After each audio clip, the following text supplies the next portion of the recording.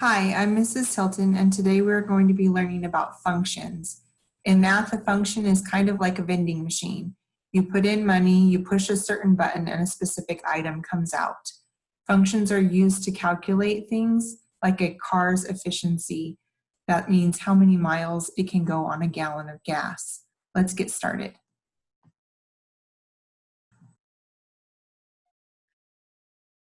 Today's lesson will work on understanding what a function is, and then in the next video after this, we'll talk a little bit more about how to use functions.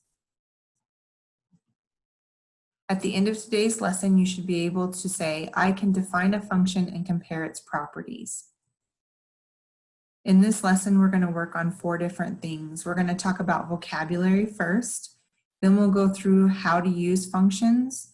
Together we'll practice and then we'll review. Some things you're going to need for our lesson today might be some paper and something to write with. Some vocabulary we need to learn for today are the following words. A relation connects one set to another set where one, some, or all x values can have more than one y value. A function is a specific type of relation that connects one set to another set where each x value has only one y value. A set is a group or collection of things, often it is numbers or letters. In a function, one set is the input and one set is the output. The correspondence in a function is often given by a rule or formula. The phrase exactly one output or one and only one output means there is only one output for each input, which makes functions predictive when modeling real-life situations. This vocabulary might be a little bit hard to understand before we go over some examples. You might want to pause the video here and write a few things down so that you can come back and look at this again. In math, a function relates or connects one set to another in a specific way. So we have the function, and here's a set, and then here's another set. A set is simply a group or collection of things, often numbers or letters. In math, sets are often written inside parentheses that look like this, and there's a comma between each of the elements. In this function, we see that each letter of the alphabet has a numerical place where it can be found in the alphabet. For example, A is the first letter, B is the second letter, and so on. Sets can be finite or limited, like we see in this example. There are only 26 letters in the alphabet, so that's a finite example because we can say there's exactly this many. Now, when we're talking about numbers as a set on their own, they can be infinite depending on how the set is written because we can count and count and count and keep going. We can write this function like this with arrows to each corresponding element. As you can see, we said that the first letter is A, the second letter is B, the third letter is C, the fourth is D, and the fifth is E. This type of diagram with the arrows is called a map. Let's look at how some functions work. One set is called the input, and the other set is called the output. There are other names for these sets. Sometimes we refer to the input set as X and the output set as Y. It can also be called an independent or dependent value, or a domain and range.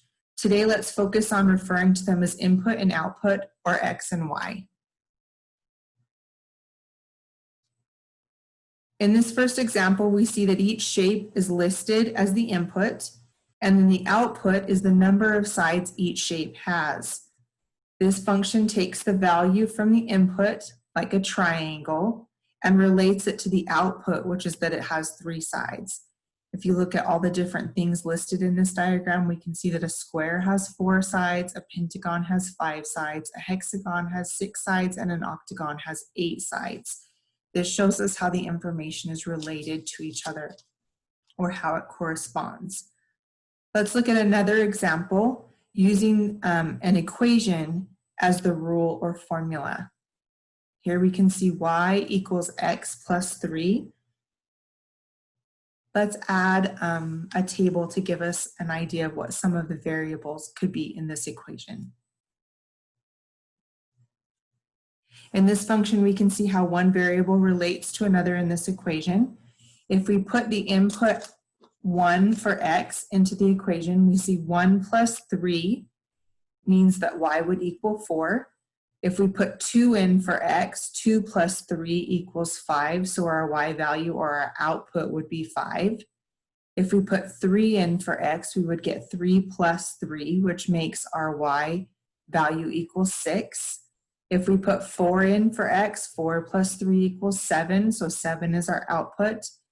If we put 5 in for x and add 3, we get 8 as our y value. This type of diagram is called a table. This set could also be listed as a set of ordered pairs, if you see here at the bottom of the screen where we put in parentheses 1 is our x value and 4 is our y value. You may be familiar with ordered pairs if you've done graphing before. These would be points on the graph.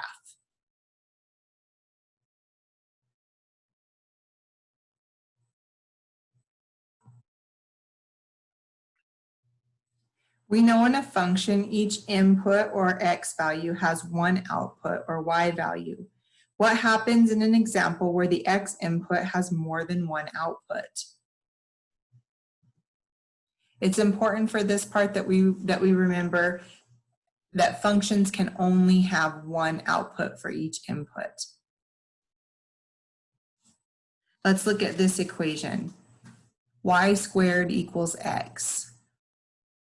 We know that in order to solve this equation, we're going to need to use the square root of y squared so we can get to y on the left-hand side, and then anything we do on the left-hand side, we're going to do on the right-hand side of our equation. So we're going to use the square root of x. But now we need some values to place in there. So we're going to take, again, we're going to say that in this equation, we see that by taking the square root of y squared and the square root of x, we can solve for y.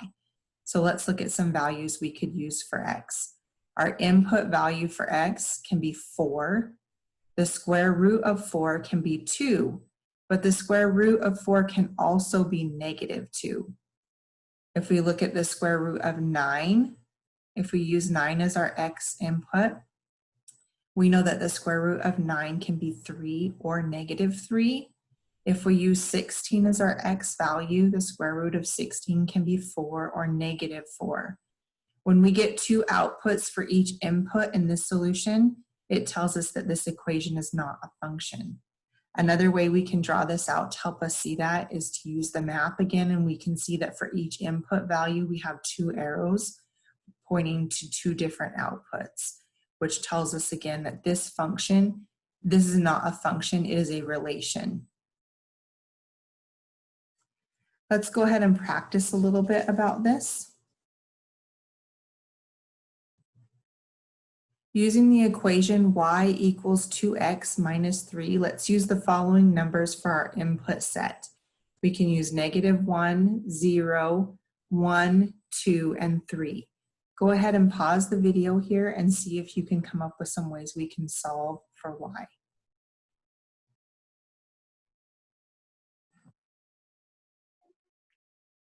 Were you able to figure out the output set for this equation? Let's go ahead and look at some ways that we could write this.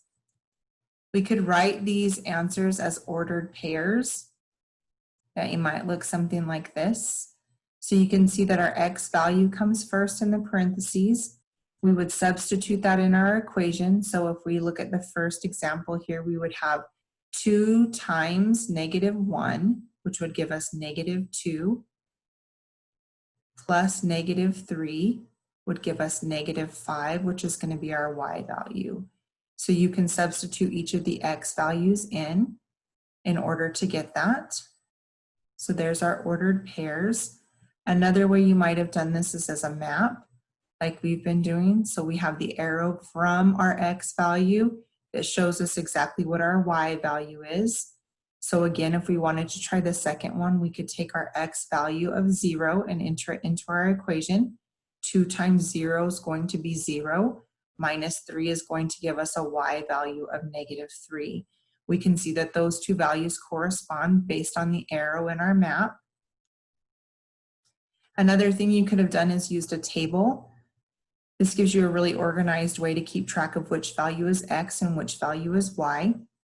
If we look at the third one in this example, we can see that our X value is 1. So if we substitute that in our equation, we have 2 times 1, which gives us 2, minus 3 is going to give us a negative 1 for our Y value. We can try that again with 2 for our X value. 2 times 2 is going to give us 4. In that equation, we're going to subtract the 3, which is going to leave us with 1 for our Y value.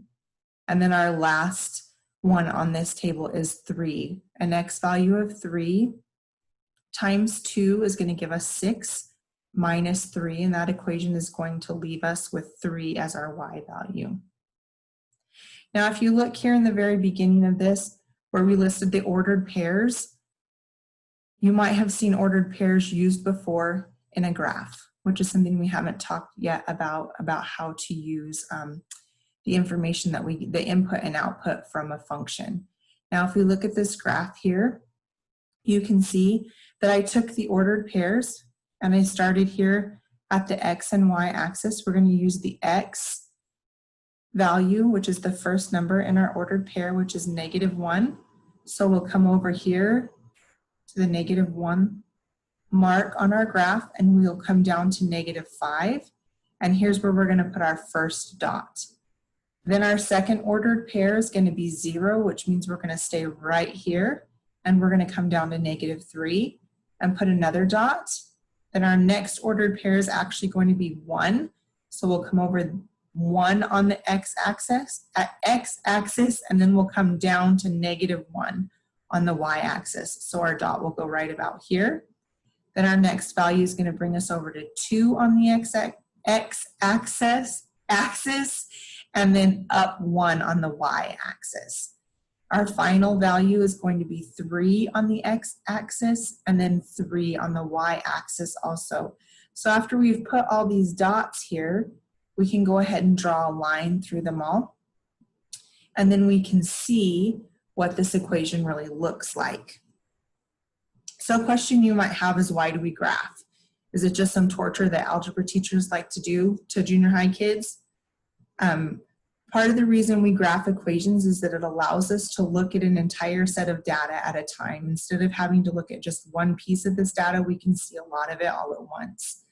It allows us to focus on the behavior of the function as a whole rather than a specific point. So remember at the beginning of the lesson, I talked about how a function can be used for lots of different things. One of the things you can use a function for is to figure out how many miles to the gallon a car gets when you're driving, and that's something you might need to know if you're going to take a trip or anything like that. We can classify functions based on their graph much more quickly than we can by just looking at the equation. So this can really give us a lot more information and help us make decisions more quickly than having to calculate out each little thing each time. Okay. We'll look at some at graphs some more as we continue to study functions this week. Now let's review some important things that we learned today. Based off of what we've learned today, using the sets below, can you determine the input and the output for each of these examples? Go ahead and pause the video here and see if you can determine, using these ordered pairs, what the input and output might be. After you've done that, can you label which of these is a function and tell why it's a function? For example 1, some of the things you might have done for these ordered pairs might look like this. So my first example is a map that shows our x values with the y values that they coordinate with. You could also do a table or a graph that shows the same thing. Let's go ahead and look at these same three examples for example 2.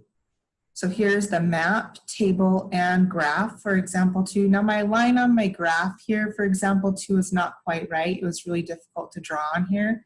So what you really need to notice on this graph here is that these 2 points really make a straight line. So it's not going to give us a line like this, like a function's going to. So based off of what you see here in the maps, the tables, and the graph, can you tell if example 1 or example 2 is a function? Example 1 is a function because all the input values have one and only one y value. For something to be a function, it can only have one, each x value can only have one y value. Now let's go ahead and talk a little bit about some other things that we've learned about today. So we've talked about ordered pairs, which are what we call the way these are written here. We also call this a set of numbers. Okay, we can write these out as a map to show how these numbers correspond. We can write them in a table that lines up all the x values and all the y values. We can also then take these ordered pairs and graph them and show the information this way. Some other things to remember that we learned today are that a relation connects one set to another set, where one, some, or all x values can have more than one y value. So an example of that is here in our map where we see that more than one arrow points from the input to the outputs. A function is a specific type of relation that connects one set to another set where each x value has only one y value. We can check to see if an equation is a function by using a map, table, or graph to see how the input and output values correspond. As we continue to learn about functions throughout the week, throughout this week, we'll work on how to take some information out of word problems and kind of figure out some different things that we can graph. And that will help you to understand some more of the reasons that we use functions in math.